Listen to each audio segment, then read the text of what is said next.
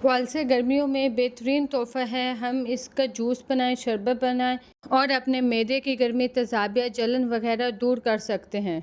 इसको बनाने का बहुत आसान तरीका है। इट्स मी ज़ैनब, आप देख रहे हैं ज़ैनिस kitchen and vlog.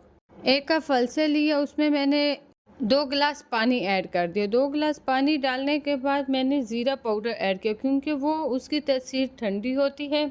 Half tea spoon ज़ीरा पाउडर ऐड करें, ज़्यादा डाल जाए तो कड़वा टेस्ट आएगा। फिर मैंने शुगर ऐड कर दी। अगर आप शुगर डालना चाहते हैं तो डालें, वरना काला नमक वाला भी बहुत टेस्टी बनता है। जैसे डायबिटीज़ पेशेंट शुगर नहीं ले सकते तो वो काला नमक वाला भी बना के पी सकते हैं। साथ में मैंने काला नमक 1 टीस्पून ऐड किया और ये सारे इंग्रेडिएंट्स डालने के बाद मैंने अच्छी तरह शेक कर लिया। शेक आप कर लें। शेक करने के बाद हमने एक स्ट्रेनर लेनी है। स्ट्रेनर की मदद से हमने सारा जूस सेपरेट और उसका पल्प सेपरेट कर लेना है। जो बीज वगैरह हैं वो अलग हो जाएं, ताकि हमारे मुंह में ना आए और हमारा जूस बहुत मज़ेदार बाइट जैसा बिल्कुल रेडी हो।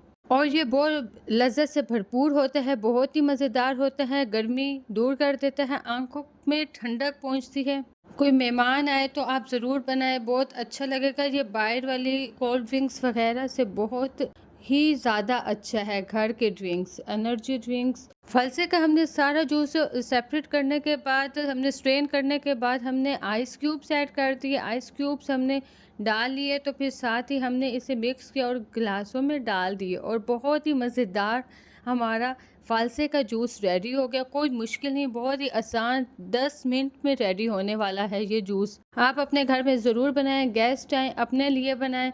आगे जैसे कि ईद आ रही है, ईद में इस जूस को ज़रूर रेडी करें, इस शरबत को ज़रूर बनाएं। और फालसे के जूस की रेसिपी पसंद आई हो तो ज़रूर एक प्यारा सा कमेंट करें।